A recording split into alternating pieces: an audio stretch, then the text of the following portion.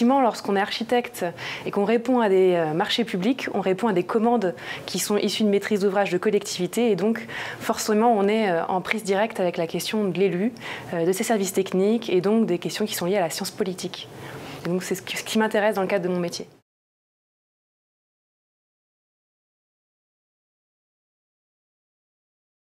Effectivement, on a sur les élus, en tout cas de petites villes, c'est vraiment ce qui m'intéresse, différentes typologies d'élus.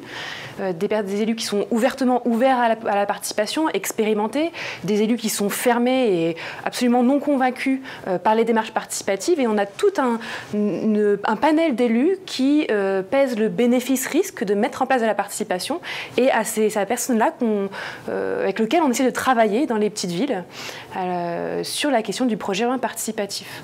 On se heurte effectivement à des obstacles qu'on doit à la fois, nous en tant que concepteurs, et si on met en place de la démarche participative, accompagner la maîtrise d'ouvrage.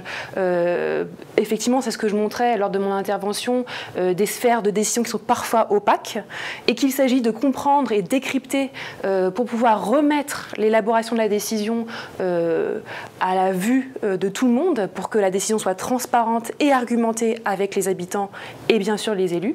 On se heurte parfois aussi à la question de l'intercommunalité, qui peut être complexe, qui est une structure, une technostructure complexe, où l'élu tente plus ou moins bien d'y trouver sa place et de ramener ces problématiques communales à l'échelon intercommunal. Et en même temps, c'est aussi un échelon du territoire où on peut avoir un levier potentiel avec toute l'ingénierie qu'elle offre et qu'elle met à disposition des collectivités et puis bien sûr des concepteurs.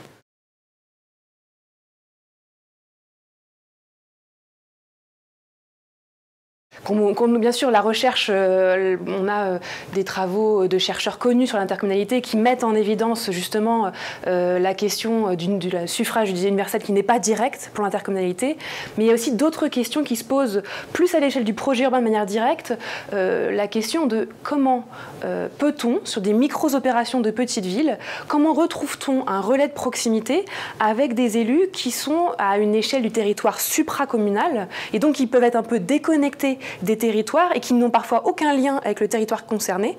Et donc, autant on a une ingénierie qu'amène l'intercommunalité, et en même temps, il y a un côté qui peut mettre de la distance entre les problématiques du citoyen et la question intercommunale. Donc, les recherches sont encore en cours, c'est vraiment une réflexion qu'on a. Le renforcement de l'intercommunalité est quand même récent, la MAPTAM, la loi NOTRe. Donc, on est encore en train de réfléchir, praticiens et puis chercheurs, sur ces questions-là.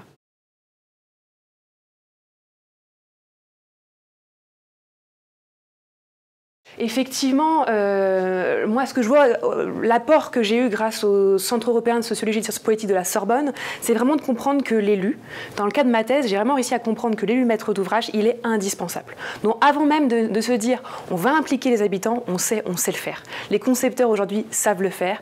Vous avez vu plein de professionnels aujourd'hui parler de démarches participatives, carton plein, la preuve par 7, etc. On sait faire. Mais déjà, il nous faut des élus maîtres d'ouvrage qui nous accompagnent et qui défendent l'élaboration de ces décisions qui est de manière argumentée et transparente.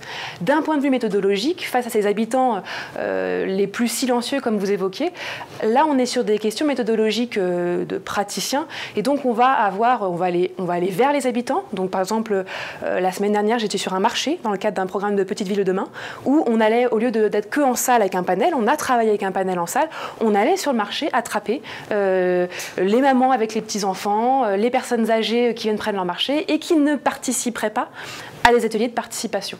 Donc après, il y a tout un dispositif qui est assez évident pour faire parler ces personnes-là. Mais je pense qu'aujourd'hui, la question, elle est vraiment de la décision politique. Est-ce qu'elle est enclin à mettre en place ce genre de dispositif? Et ça, c'est au cœur de oui ou non on va réussir à mettre en place un projet urbain ou un projet architectural participatif.